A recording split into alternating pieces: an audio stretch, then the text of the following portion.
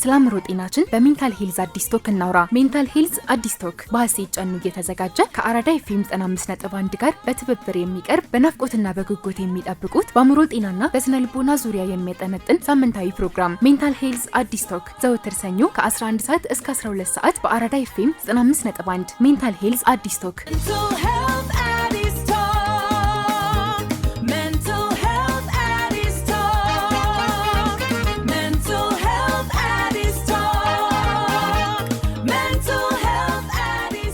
ሰላም ጤና ይስጥልን የአራዳ ኤፍኤም 95.1 ተከታታዮች ይህ የሜንታል ሄልዝ አዲስ ቶክ ፕሮግራም ነው። ከአራዳ ኤፍኤም 95.1 ጋር በጋራ ይዘንላችሁ የቀረብነው ልዩ የሬዲዮ ሰዓት ነው። በዚህ መርሃ ግብራችን ስለ አእምሮ ጤናችን በግልጽ እንነጋገራለን፣ አብረን እንማማራለን። የአእምሮ ጤና ቅድሚያ የሚሰጠው ጉዳይ እንደመሆኑ መጠን ስለ አእምሮ ጤና መነጋገር ትልቅ ጥንካሬ ነው። እስከ ፕሮግራማችን ፍጻሜ አብራችሁን ቆዩ። አድማጮች ዛሬ ከሃኑ ጋር ሃኑዬ እንኳን ደህና መጣሽ። እንኳን ደህና ቆየሽኝ። ሁለት ፕሮግራም ጥለሽኝ ተከናውኗል። አብረን ደግሞ ዛሬ እስቲ ቆይታ እናደርጋለን። ከሃኑ ጋር ዛሬ ይዘንላችሁ የመጣነው ፕሮግራም ራሷን እንድታስተዋውቅ እድል ሰጣታለሁኝ። ዛሬ ይዘንላችሁ የመጣነው ፕሮግራም ስለተለመዱ የአእምሮ ጤና መዛባቶች ነው የሚሆነው። እስቲ ሃኑ የራስሽን አስተዋውቂ። ሰላም፣ ሃናን እባላለሁኝ። ሃናን መሐሙድ እባላለሁ። የስነ ልቦና ሕክምና ባለሙያ ነኝ። ክሊኒካል ሳይኮሎጂስት ነኝ። የቀረውን ደግሞ ቀስ እያለን እንታወቃለን። እሺ፣ በጣም አሪፍ።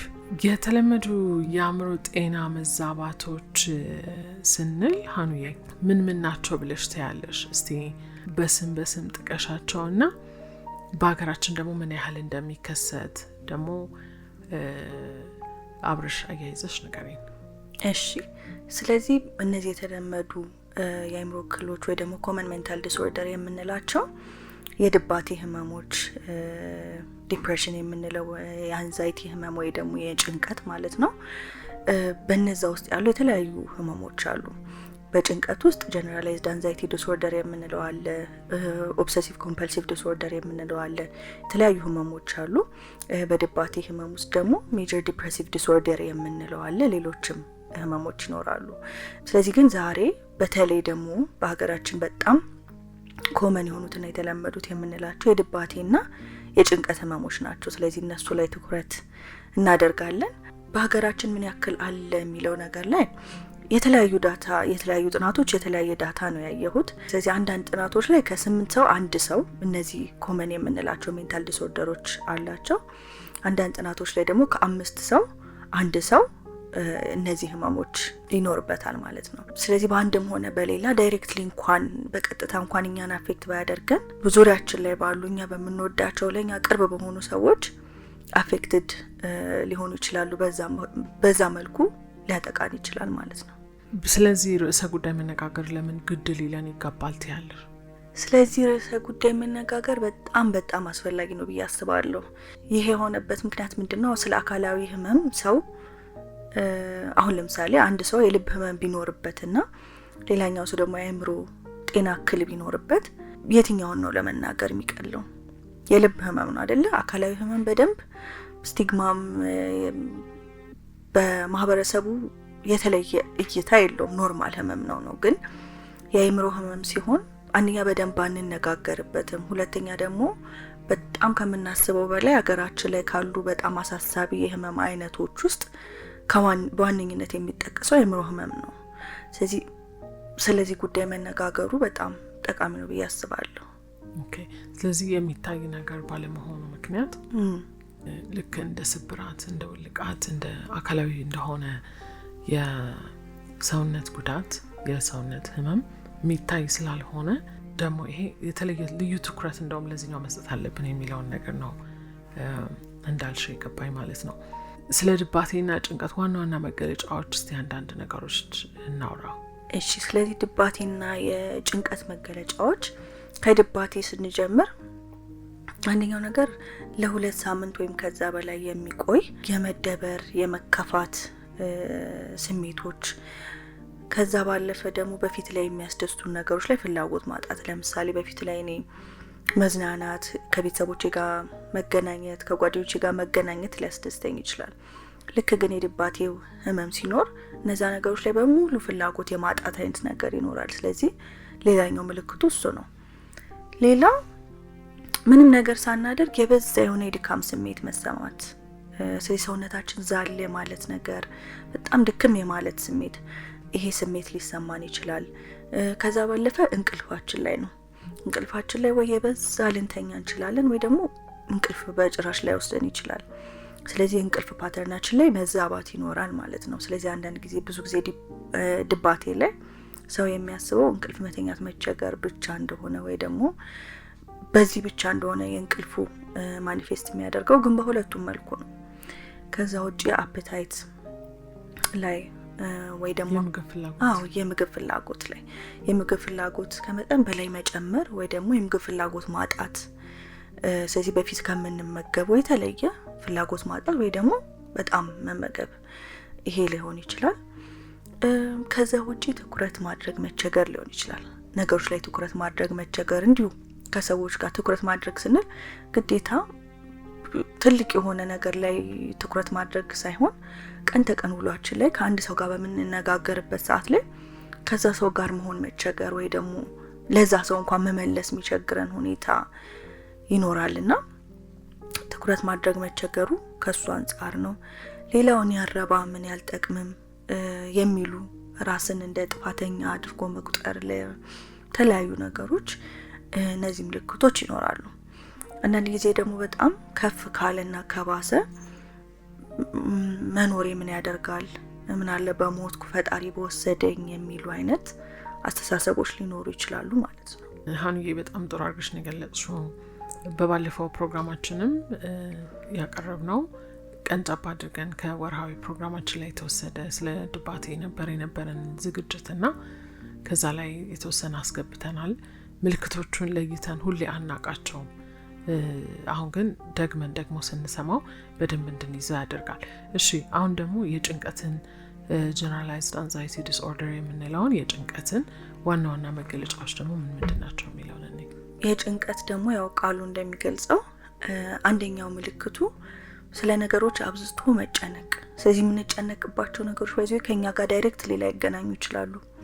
ውጪ ስላሉ ሰዎች፣ ስለማናቃቸው ሰዎች አብዝተን መጨነቅና ያንን ጭንቀት ደግሞ መቆጣጠር ሲያቅተን ነው አንደኛው ምልክቱ ማለት ነው። ሁለተኛው ምልክቱ ምንድነው? በተመሳሳይ መልኩ ቅድም ያልኩት ትኩረት ማድረግ መቸገር ይኖራል።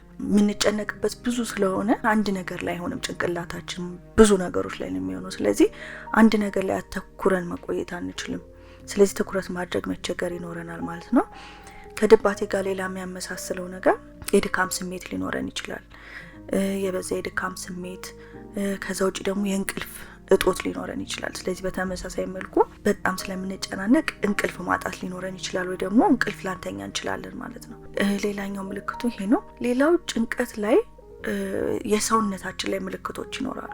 ለምሳሌ የልብ መምታት፣ ልባችን በቃ ቶሎ ቶሎ የመምታት ነገር፣ ልባችን ጋር የማፈን የማንቀጥቀጥ፣ ማላብ፣ እነዚህ ሁሉ ምልክቶች ይኖሩናል። ፊዚካሊም ሰውነታችንም ማስተዋል ይኖርብናል ማለት ነው። ከዛ ባለፈ ይሄ መቁነጥነጥ ወይ ደግሞ ሪላክስ ማድረግ አለመቻልና መረጋጋት አለመቻል፣ እነዚህ ዋነኞቹ ምልክቶቹ ናቸው የጭንቀት። አንቻው ምልክቶቹን ስትናገሪ የሆነ ጊዜ የነበረኝ እኔን ተሞክሮ ነው ያስታወሽኝ። ለብዙ አመታት ለረጅም ጊዜ በጭንቀት ተቸግሬያለሁኝ ብዬ አስባለሁኝና ስትናገሪ የመጣልኝ ነገር ምንድነው ምን ያህል ጭንቀት አስከፊ ነገር እንደሆነ ነውና ስለምን ትጨነቂያለሽ ብትይ ስለ ብዙ ነገር ነው የምጨነቀው። ስለ ብዙ ነገር ከቦታ ቦታ መንቀሳቀስ ያስጨንቀኛል። አዲስ ቦታ መሄድ በተለይ በጣም ያስጨንቀኛል። ምን ይገጥመኛል የሚለውን ነገር ካለማወቅ የተነሳ አንዳንዴ ደግሞ ለአዲስ ቦታ ምንድነው እንትኑ ይሄ መመሪያው ምንድነው የሚለውን ነገር ካለማወቅ የተነሳ ምንድነው ያንን ቦታ ያንን ሁኔታ ያንን ነገር የሚያስተዳድረው መመሪያው ህጉ ምንድነው የሚለውን ካለማወቅ የተነሳ አንዳንዴ ለመሳሳት ከመፍራት የተነሳ መጨነቅ አለ። እንዲህ አይነት ጭንቀቶችን አስተናግጃለሁ በህይወቴና አንዳንድ አድማጮችም ስትሰሙ በዚህ ሰዓት ከዚህ ነገር ጋር ራሳችሁን ልታገናኙ ትችሉ ይሆናል። ሪሌት ማድረግ ቀላል ነው ከእንደዚህ አይነት ነገር ጋር ብዬ አስባለሁኝና እኔም አሁን አንቺ ስትናገሪ ምንድነው የተሰማኝ በቃ እነዛ ዘመናት በቃ ውስጤ በጣም ይሄ ጫፍ ላይ እንዳለ ሰው የእንትን ጫፍ ላይ ጠርዝ ላይ እንደሚራመድ ሰው በጣቶችሽ ሆነሽ በእግሮችሽ ጣቶች ላይ ቆመሽ እንደመራመድ ያህል ነው የጭንቀት ስሜት የሚፈጥራቸው ነገሮች እና እሱን ማሳለፌን አስታውሳለሁ ልልሽ ነው። እና ከዚህ ጋር ተያይዞ ስለ ጭንቀት ብዙ ጊዜ በጣም የምንንቀው ነገር ነው ወይም ደግሞ ቦታ ሰጥተን ተጨንቅ ያለሁኝ የሚለውን ነገር ምን እናድርግ የሚለውን ነገር ወይም ደግሞ መፍትሄ አለው የሚለውን ነገር ሕክምና አለው የሚለውን ነገር ሊታገዝ ይችላል የሚለውን ነገር ላናስበው እንችላለን ብዬ ስላሰብኩኝ ነው ይህን ነገር እዚህ ጋር ማንሳት የፈለግኩት ማለት ነው። እና ዘግይታችሁ ሬዲዮናችሁን ለከፈታችሁ ጣቢያው አራዳ ኤፍኤም 95.1 ነው። ፕሮግራሙ ደግሞ ሜንታል ሄልዝ አዲስ ቶክ ነው። አብረናችሁ ያለ ነው እኔ ሀሴት ጨኑና ሀናን መሐሙድ ነን። የያዝነው ርዕሰ ጉዳይ የተለመዱ የአእምሮ ጤና መዛባቶች የሚል ነው። ድባቴንና ጭንቀትን አንስተን አውርተናል። አሁን ደግሞ ስለ ጭንቀት የኔን ተሞክሮ በተወሰነ በትንሹ ሳካፍል ነበረ። ማለት በጣም በትክክል የገለጹ ምልክቶቹ ኦልሞስት በቃ መጽሐፉ ላይ ስንማር የነበሩ ምልክቶች ናቸው። በተለይ ይሄ ጫፍ ላይ ይሄ ዳገዝ ጫፍ ላይ ሆነሽ ልትወድቂ እንዳለሽ የሚሰማሽና ይሄ በተጠንቀቀ የምትቆሚው ነገር እንደዛ ነው ምልክቶቹ በሙሉና እንደዚህ እንደምናወራው ብቻ አይደለም ላሳለፈውና እያሳለፈው ላለ ሰው ደግሞ በጣም አስጨናቂና በጣም ይሄ የሚወጣበት ማይመስል ጨለማ የሆነ ነገር ነው። ይሄ ማለት ሰውነታችን ኢንቮልቭድ ነው፣ ልባችን እየመታ ነው፣ እያንቀጠቀጠን ነው፣ እያላበን ነው። ነገሮችን ሁሉ ኮንትሮል ማድረግ እንፈልጋለን፣ ግን ኮንትሮሉ ከኛ እጅ ውጪ ነው ያለውና ይሄ በጣም ከባድ የሆነ ስሜት ነው። ድባቴና ጭንቀት ኮመን ናቸው ስንል ቀላል ናቸው ማለታችን አይደለም። በጣም ኤክስፒሪየንስ እያደረገ ላለ ሰው በጣም ከባድና የሚወጣ ማይመስል ነው። ነገር ግን ትክክለኛውን እገዛ ካገኘንና አካባቢያችን ላይ የኛ የምንላቸው ሰዎች ዙሪያችን ላይ ካሉ በደንብ ማገገም የምንችልበትና ወደ በፊት ወደ ነበርንበት ሁኔታ መመለስ የምንችልበት ሁኔታ ይፈጠራልና ምልክቶቹ እነዚህ ናቸው። ግን እንደው በደንብ ገልጸሽልኝ ነበር እንዴት እንደነበረና እንዴት አለፍሹ? እንዴት ነበር ያ ጊዜ? እስቲ በስማም አያድርስ ነው ማንም አይድረስበት። በዚህ አጋጣሚ ግን በእንደዚህ አይነት ሁኔታ ውስጥ እያለፋችሁ ያላችሁ ብትኖሩ በስልክ ቁጥራችን 0984 25 26 27 ላይ የድምጽ መልእክት ብትልኩልን የሚያስፈልገውን ነገር ማገዝ የምንችለውን ነገር ሁሉ ልናደርግ እንችላለን እና በዚህ እንድታገኙን አደራ እንላለን ማለት ነው። ወደ እኔ ተሞክሮ እንመለስና እንዴት አለፍሹ ለሚለው ለረጅም ጊዜ የጭንቀት ፈተና ውስጥ እንደነበርኩ አላቅም ነበር። አይታወቀኝም። ለኔ መደበኛ ህይወት እየኖርኩ ነው የሚመስለኝ።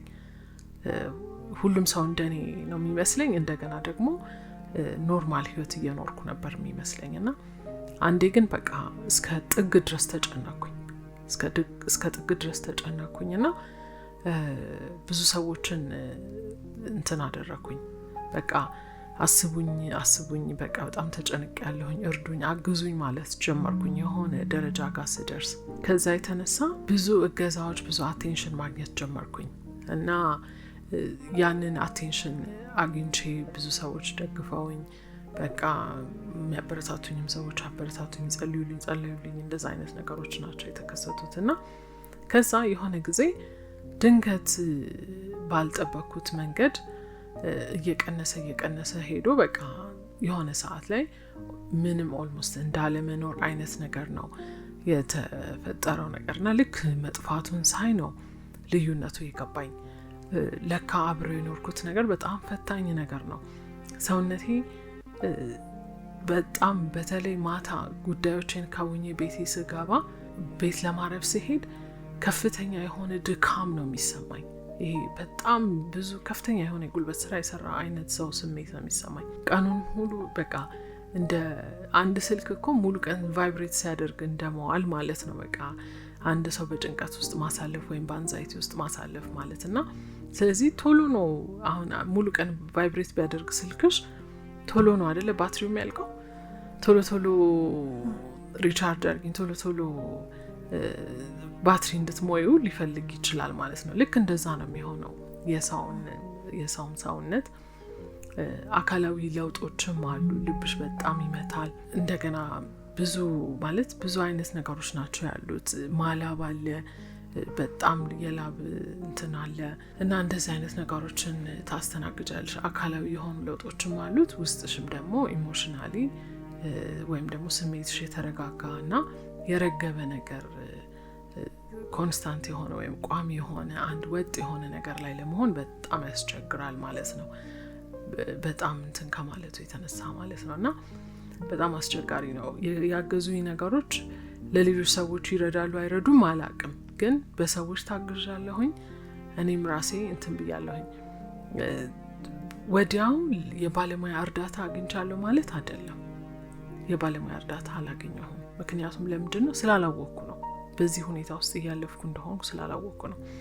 ለዚህ ነው አድማጮችን ቅድም በእንደዚህ አይነት ሁኔታ ውስጥ እያለፉ ከሆነ ከጎናቸው ላለ ሰው ማካፈል፣ ካልሆነ ደግሞ ባለሙያ ጋር ቀርበው ያለባቸውን ቻሌንጅ፣ ያለባቸውን ተግዳሮቶች፣ ያለባቸውን እያለፉ ያሉትን ይህንን ፈተና ለብቻቸው ከሚወጡት ለብቻቸው ከሚታገሉ ሊያግዝ የሚችል ሰው ጋር ቀርበው እርዳታን እንዲያገኙ የሚለውን ነገር ሳበረታታ የነበረው ማለት ነው። ትክክል። ስለዚህ አሁን የገለጽሻቸው ረድተውኛል፣ ጠቅመውኛል ያልሻቸው ነገሮች በሳይንስም የተደገፉ ትክክለኛ የሆኑ ሊጠቅሙ የሚችሉ ነገሮች ናቸው። አንደኛው ማህበረሰብ ይሄ ሶሻል ላይፍ ነው። ሁለተኛው እገዛ መጠየቅ ነው አይደለ? ስለዚህ የጠቀሽው ነገር መጀመሪያ ላይ ምን ብለሽ ነበር? በዛ ሰዓት ላይ በዛ ጭንቀት በያሳለፍኩ በነበረበት ሰዓት ላይ ሌሎች ሰዎችም እንደኔ እያሳለፉ ይመስለኝ ነበር ነው። ስለዚህ ኢቭን በህመም ብቻ ሳይሆን ማንኛውም ህይወት ላይ እኮ እኔ ኬሴ ውስጥ 5 ብር ካለኝ ውጪ ላይ ያለው ሰው 5 ብር ያለው ነው የሚመስለኝ። ሶ የኔ ኤክስፒሪየንስ የሁሉም ሰው ኤክስፒሪየንስ ይመስለኛል። በተለየ ደግሞ የአእምሮ ጤና መዛባት በሚኖርብን ሰዓት ላይ ሀሳባችን፣ ስሜታችን፣ ባህሪያችን በሙሉ እነዚህ 3 ነገሮች አፌክት ይደረጋሉ አይደለ? ስለዚህ እነዚህ አፌክት ተደረጉ ማለት በፊት ላይ ማስበው ለምሳሌ አንድ ሰው ይረዳኛል ብዬ ማስብ የነበረ ከሆነ በዚህ ሰዓት ላይ ይህ ሰው አይረዳኝም፣ ይህ ሰው አያግዘኝም ብዬ ላስብ እችላለሁ። ስለዚህ ይህን ሁሉ አልፎ ግን እገዛ መጠየቅ በጣም ትልቅ ስቴፕ ነው እና ደግሞ በጣም ይረዳናል። ስለዚህ እገዛ መጠየቁ በጣም ትልቅና በጣም ኢምፖርታንት የሆነ ነገር ነው። በእኛ ማህበረሰብ ውስጥ ሶሻል ላይፉን ወይም የማህበረሰብ ህይወቱን ቀለል አድርገን እናየዋለን የኖርንበትም ስለሆነ፣ ግን በጣም ጠቃሚ የሆነ ነገርና በጣም ሊረዳን የሚችል ነገር ነው። ስለዚህ የጠቀሻቸው ነገሮች በትክክል ማንኛውም ሰው በዛ ነገር ውስጥ ቢያልፍ ሊረዳ የሚችል ነገር ነው ማለት ነው። በጣም ጥሩ። እሺ፣ እስቲ ስለ ድባቴ እና ደግሞ ስለ ጭንቀት ያሉ የተሳሳቱ አመለካከቶች አንዳንድ ነገሮችን እንወያይ። ስለዚህ አእምሮ ሜንታል ሄልዝ ላይ እንደሚሰራ ሰው በጣም ብዙ የምንሰማቸው ትክክል ያልሆኑ የተሳሳቱ መረጃዎች አሉ። አንዱ ነገር ድባቴን እንደ ስንፍና ማየት ወይ ደግሞ የስንፍና ምልክት እንደሆነ፣ ለምን ቀለል አታደርገውም፣ ለምን ተወት አድርገው፣ እንደዚህ የምንላቸው የተለመዱ ነገሮች አሉ። ሌላኛውና ዋነኛው ደግሞ የሀብታም በሽታ የሀብታም ህመም እንደሆነ ማለት ነው። ሜንታል ኢልነስ በጣም በማጆሪቲ ወይ ደግሞ አብዛኛው ማህበረሰብ እሱን ነው የሚያስበው። ስለዚህ እንደዚህ አይነት ብዙ የሆኑ የተሳሳቱ አመለካከቶች አሉ ስለ አእምሮ ጤና። ነገር ግን እውነታው እሱ አይደለም። የአእምሮ ጤና ትልቅ ትንሽ፣ የተማረ ያልተማረ፣ ሀብታም ድሃ እያለ እየመረጠ አይደለም የሚይዘን ወይ ደግሞ ህመሙ የሚያጠቃን ማለት ነው። ነገር ግን ይሄንን አስተውለን በዛ መልኩ ማድረግ አለብን። አሁን እንዳልነው ሰው የአእምሮ ህመም ብዙ እንደሌለ የመሰለን ትልቁ ምክንያት ብዬ ማስበው ቅድም እንዳልነው አንደኛ አይናገርም ሰው አይደለ? ስለዚህ የአእምሮ ህመም ያለበት ሰው ጓደኛው ኢቭን ለቅርብ ጓደኛው እንኳን ለመናገር በጣም ሰው ይቸገራል። ስለዚህ የማናቅበት ምክንያት ይሄ ነው እንጂ ከምናስበው በላይ ኮመን ነው። የአእምሮ ህመም ደግሞ ማንኛውም ቅድምም መጥቀስ ነበረብኝ፣ ግን ማንኛውም የልብ ህመም፣ የኩላሊት ህመም እንደምንለው ሁሉ አንድ የህመም አይነት ነው እንጂ የተለየ ተአምር አይደለም። የአእምሮ ህመም ትሪት መደረግ የሚችል፣ ሊታከም የሚችል፣ ሊያገግም የሚችል አይነት ህመም ነውና ከአእምሮ ህመም ጋር ያለን አስተሳሰብ ትንሽ የተዛባ ነው ብዬ አስባለሁ። አሁን ለምሳሌ አስም ያለበትን ሰው ተንፍስ በደንብ እንለዋለን። ተንፈስ እንጂ በደንብ አንለውም አይደለ? ስለዚህ ጭንቀት ያለበትን ሰው አትጨናነቅ ማለት በተመሳሳይ ነው። አትጨናነቅ፣ ቀለል አድርገው። ወይ ደግሞ ድባቴ ያለባትን ሴት ነቃ በይ እንጂ ተወት አድርጊው የምንለው አሁን እንዳልኩት አስም ያለበትን ሰው ተንፈስ በደንብ እንደማለት ነው። ሳይችሉ ቀርተው ነው እነዛ ሰዎች መጨነቁንም ድባቴውንም ፈልገው ያመጡት ነገር አይደለምና እስቲ እንደው አንቺስ ኤክስፒሪየንስ ካደረግሽው አንቺ ከሰማሽው ትክክል ያልሆኑ የምትያቸው አስተሳሰቦች ዲስከስ እናደርግበት። አንቺ የአእምሮ ጤና ባለሙያ ነሽ፣ ስለዚህ አይ ቲንክ አዳምጠሻል ብዬ አስባለሁ። እኔ በጣም የሚገርመኝ ዋና በጣም የመጀመሪያው የቃል አጠቃቀማችን ነው ብዬ ነው የማስበው።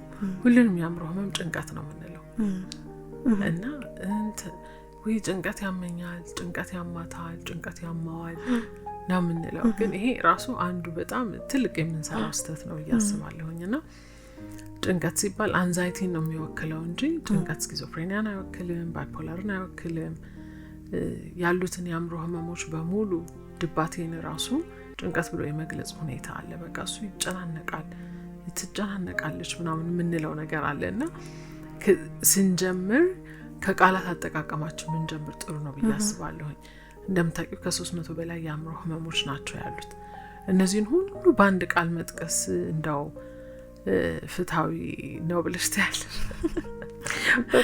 በፍጹም ያ እና ስለዚህ ከዚህኛው የተሳሳተ አነጋገር ጀምሮ ያለን አመለካከት ሁሉ ነገር ጭንቀት እንዳልሆነ፣ ሁሉ ነገር መነሻው ደግሞ ጭንቀት እንዳልሆነ እንድናውቀው ስለምፈልግ ነው ይሄንን አስተያየት መስጠት የፈለኩት ማለት ነው። ዘግይታችሁ ሬዲዮናችሁን ለከፈታችሁ ጣቢያው አራዳ ኤፍኤም 95.1 ነው። ፕሮግራሙ ሜንታል ሄልዝ አዲስ ቶክ ነው። አብረናችሁ ያለነው እኔ ሀሴት ጨኑና ሃናን መሐመድ ነን። የያዝነው ርዕሰ ጉዳይ ደግሞ የተለመዱ የአእምሮ ጤና መዛባቶች የሚል ነው። እንደው የተለመዱ ስንል ሰዎች ሁሉ የሚያውቋቸው ማለታችን እንዳልሆነ ቅድም ጠቅሰሻል። ይታወቃሉ ማለት አይደለም። ግን የተለመዱ ስንል ምን ማለታችን ነው? ከመከሰት ስርጭት አንጻር ከክስተቱ ከስርጭት አንጻር ሰፊ የሆነ ስርጭት ያለው ለማለት ብለን ነው የተለመደ የአእምሮ ጤና መዛባቶች የሚለውን ቃላት የተጠቀምነው ማለት ነው። ቀጣይ ምን እንድናይ ነው መሰለሽ ያሰብኩት? ውጥረትንና መደበኛ ውጥረት አለ አይደል? ኖርማል ስትረስ የምንለው ማለት ነው። የአእምሮ ጤና መዛባቶችን፣ ድባቴን፣ ጭንቀትን እንደዛ አይነት የመሳሰሉትን ነገሮች ሰዎች አብኖርማሉና ኖርማሉን እንዴት ነው መለየት የሚችሉት የሚለውን ነገር እንድናይ ፈልጋለሁኝና እዚህ ላይ አንዳንድ ሀሳቦችን ብንከፋፈል ምን ይመስልሻል? በጣም ጥሩ። አይ ቲንክ ይሄ በጣም ኢምፖርታንት ነው። እነዚህ ነገሮች ስናነሳ እነዚህ ምልክቶች ስላሉ ያ ይሄ የምንጠቅሰው ድባቴ ወይ ጭንቀት አለን ማለት ላይሆን ይችላል። ምን ማለቴ ነው?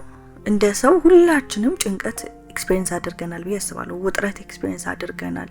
መከፋት፣ መደበር በቀን በቀን እንደው ባይሆንም ግን በህይወታችን ላይ ይሄ የተደላደለ ነገር ማንም ሰው አለው ብዬ አላስብም። እና ኖርማል የሆነውን ውጥረትና ድባቴና ጭንቀትን በምን ለየዋለን ብንል ኖርማል የሆነው ውጥረት አሁን እንዳልኩት ነው። ሰው በመሆናችን ነገሮች ሁሉ አልጋ ባልጋ አይሆንም፣ ስሙዝ አይሆንም። ስለዚህ በዛ ሰዓት ላይ ልንወጠር እንችላለን፣ ለጊዜው ልንጨናነቅ እንችላለን። ግን ምን ሲሆን ነው ጥያቄ ውስጥ የሚገባው? ያ ነገር ያ ውጥረት ለምን ያክል ጊዜ ይቆያል? ያ መደበር መከፋት ለተከታታይ ቀናት ይቆያሉ? ጥልቀቱስ ምን ያክል ነው?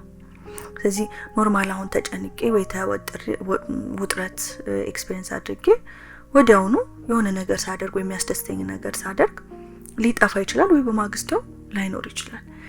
ህመም የምንለው ግን ዲስኦርደር የምንለው ምንድነው? አንደኛ ለምን ያክል ጊዜ ይቆያል? ሁለተኛ ነገር ምን ያክል ጥልቀት አለው? የቀን ተቀን ህይወቴን አፌክት እያደረገ ነው ወይ? በፊት ላይ ስራዬን በአግባቡ መሰራ ከነበረ አሁን ላይ ስራዬን በአግባቡ መስራት ሳልችል ስቀር ወይ ደግሞ ፈንክሽናሊቲን አፌክት ሲያደርገው ማለት ነው። በፊት ላይ ከቤተሰቦቼ ጋር መዝናናት፣ ከቤተሰቤ ከጓደኛዬ ጋር ጊዜ ማሳለፍ ደስ የሚለኝ ከሆነ አሁን እነዛ ነገሮች ላይ ፍላጎት ማጣት ሲኖርና እነዚህ ሶስት ነገሮች ናቸው። ምን ያክል ጥልቀት አለው፣ ለምን ያክል ጊዜ ይቆያልና የቀን ተቀን ህይወቴን ወይ ደግሞ ስራዬን ማህበራዊ ህይወቴን ከበፊቱ በተለየ ትቻለሁ ወይ? ራሴን መጠበቅ አቁሜያለሁ ወይ? ራስን መጠበቅ ስንል ቅንጦት ሳይሆን ገላዬን መታጠብ፣ ራሴን መንከባከብ ሚሉትን ነገሮች ስተውና እነዚህ ሁሉ ምልክቶች ሲኖሩ ያኔ ህመም እንለዋለን ወይ ደግሞ ያኔ ድባቴ ወይ ጭንቀት ወይ የተለያዩ ሜንታል ኢልነሶች አሉ ማለት እንችላለን። ቀጣይ ደግሞ እንድናነሳ ያሰብኩት ሀኑዬ ብዙ ሰዎች የሚያጋጥማቸውን ነገር እያባባሱት ይሆን አይታወቃቸውም። ወይም እኔ በራሴ ተሞክሮ ልንገርሽና ያኔ ገጥሞኛል ባልኩሽ ጊዜ ማለት ነው በገጠመኝ ሰዓት አንዳንድ ነገሮችን ማዘግየት ከማድረግ ማዘግየት በቃ እስከመጨረሻው ተገድጄ እስከምገባበት ሰዓት ድረስ ነገሮችን አዘገያለሁ። ፕሮክራስቲኔሽን የምንለው ማለት ነው። አንድ እሱን ነገር ራሴ ላይ አይቻለሁኝ።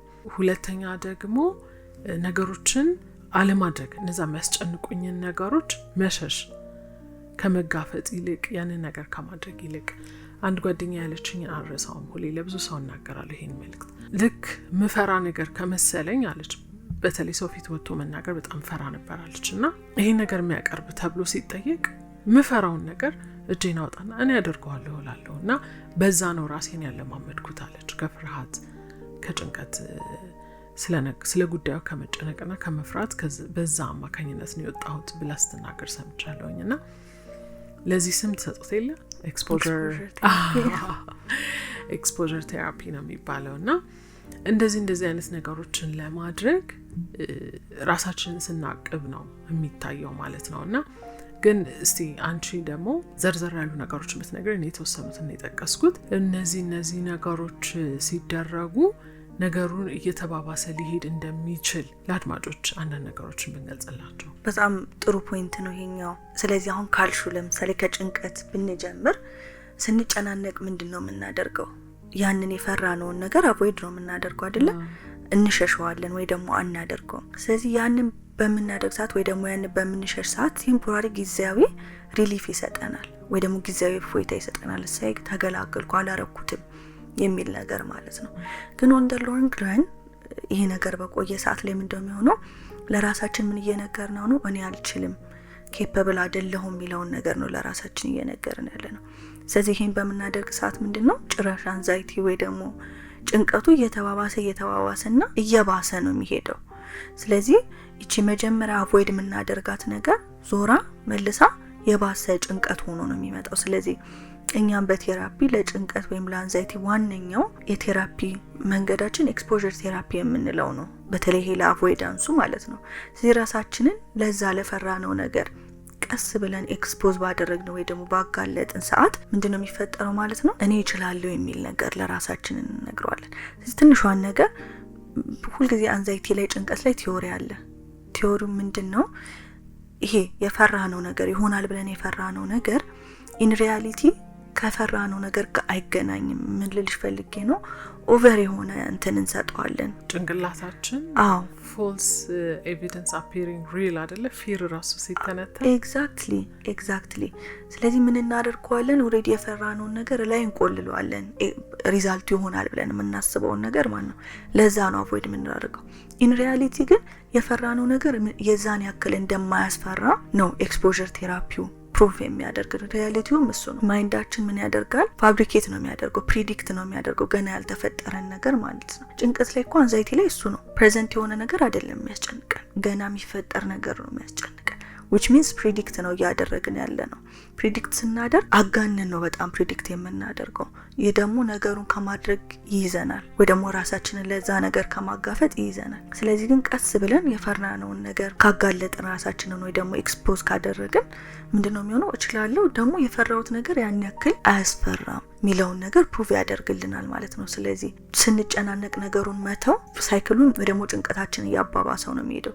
ጊዜያዊ ፎይታ ነው የሚሰጠን እንጂ ፐርማነንት የሆነ ወይ ደግሞ ለዛ ነገር መፍትሄ አይደለም ለማለት ነው። ድባቴ ላይ ስንመጣ ደግሞ ድባቴ ላይ ስንሆን እንዴት ነው እንዳልነው ፍላጎት ማጣት ነው፣ መደበር፣ መከፋት፣ እነዚህ ሁሉ ነገሮች አሉ አይደለ? ስለዚህ በዚህ ሰዓት ምን እንደው ማድረግ ምንፈልግ? በራችን ዘግተን መተኛት ነው አይደል? አልጋችን እንቅልፍ ወሰደንም አልወሰደንም ከሰው ጋር መገናኘት አንፈልግም።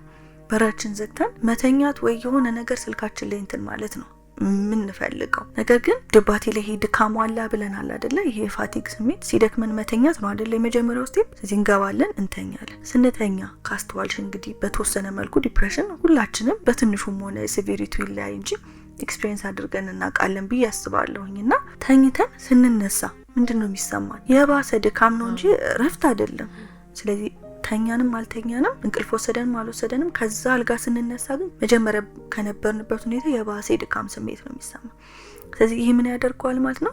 ያ ዲፕሬሽንን ሳይክሉን ያስቀጥላል። ይደክመናል፣ እንተኛለን፣ መልሰን ይደክመናል፣ ስለዚህ እንተኛለን። ስለዚህ አንወጣም ማለት ነው ከዛ ሳይክል።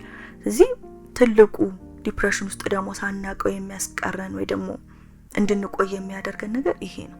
ከሰዎች ጋር ለመገናኘት በራችን ዘግተን መተኛት፣ ከሰዎች ሸሽተን መቀመጥ ጊዜያዊ የሆነ ትክክለኛ መፍትሄ ይመስላል። ግን ደግሞ በፍጹም በዛ ሳይክል ውስጥ እንዳንወጣና እዛ አዙሪት ውስጥ እንድንቆይ ነው የሚያደርገን። ስለዚህ በድባቴ ደግሞ በዲፕሬሽን ደግሞ ዋነኛው ህክምናችን እኛ ከሲቢቲ ነው፣ ግን ቢሄቪራል አክቲቬሽን የምንለው ነው።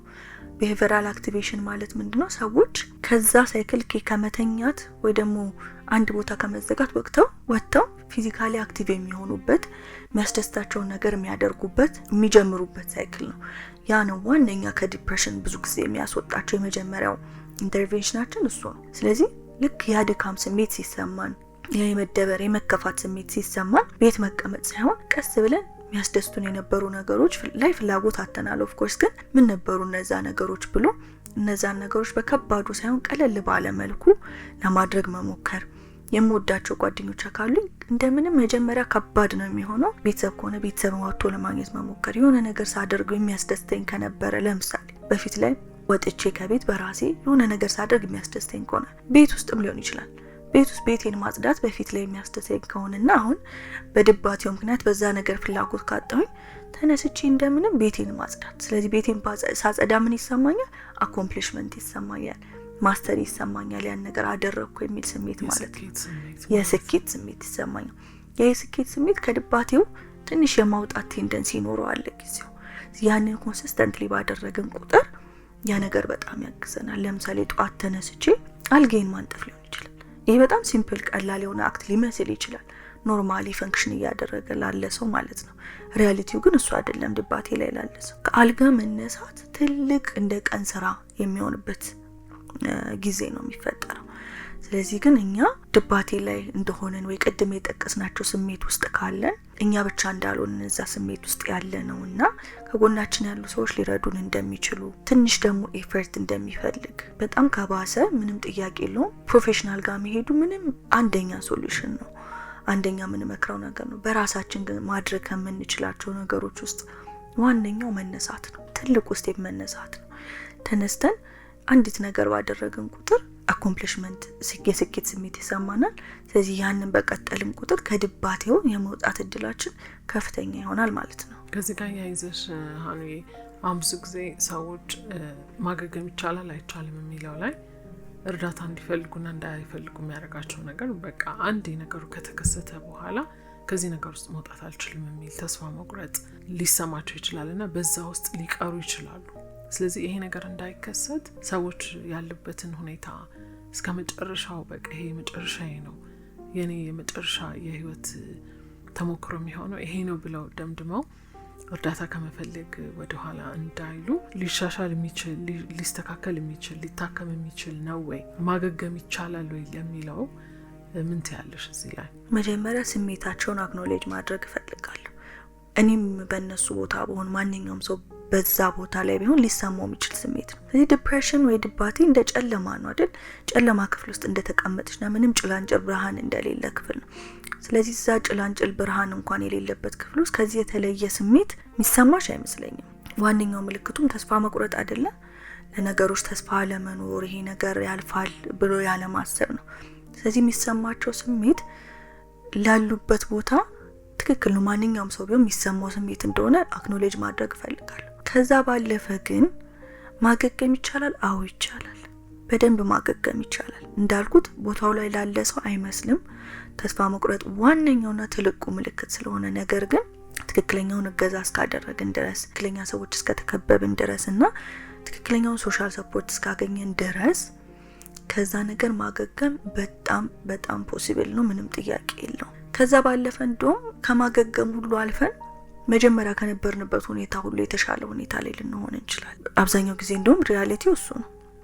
ከዛ ድባቴ ውስጥ ከወጣን ከበፊት መጀመሪያ እንኳን ደህና ነን ብለን ካሰብነው ጊዜ እንኳን የተሻለ ሁኔታ ላይ ልንሆን የምንችልበት እድል በጣም ከፍተኛ ነው። ስለዚህ ከጎናችን ላለ ሰው መንገር ቅድም እንዳልነው አሁንም ከዚህም በኋላ እናነሳዋለን እገዛ መጠየቅ በጣም በጣም ትልቁ ነገር ነው። ስለዚህ መወሰድ ያለባቸውን እርምጃዎች ከዚህ ጋር አያይዘው አንችላለን እያለፈ ላለ ሰው ምን ነገሮች ማድረግ ይችላል የሚለው ነው። በነገራችን ላይ ከጭንቀት አንጻርም ያለውን ነገር ብናወራው ደስ ይለኛል። አሁን ድባቴ ላይ ያለ ሰው ጨለማ ውስጥ እንዳለ ሊሰማው ይችላል፣ ብርሃን ላይ ታየው ይችላል አለ።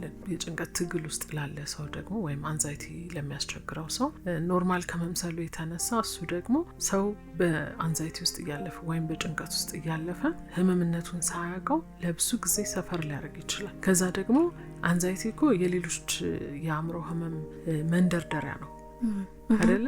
ወደ ሌላ ወደ ባይፖላር፣ ወደ ስኪዞፍሬኒያ፣ ወደ ሌሎች የአእምሮ ህመሞች ሊያስገባም የሚችል ክስተት ስላለው ከዚህ ጋር ተያይዞ ያለውን ነገር እንድናነሳ ፈልጋለሁ። ከዚህ በተጨማሪ ደግሞ ሌላም ጨምርብሽ ደራረብኩብሽ አይ ነው ሰዓታችን እየሄደ ስለሆነ ነው ማጣድፍሽ።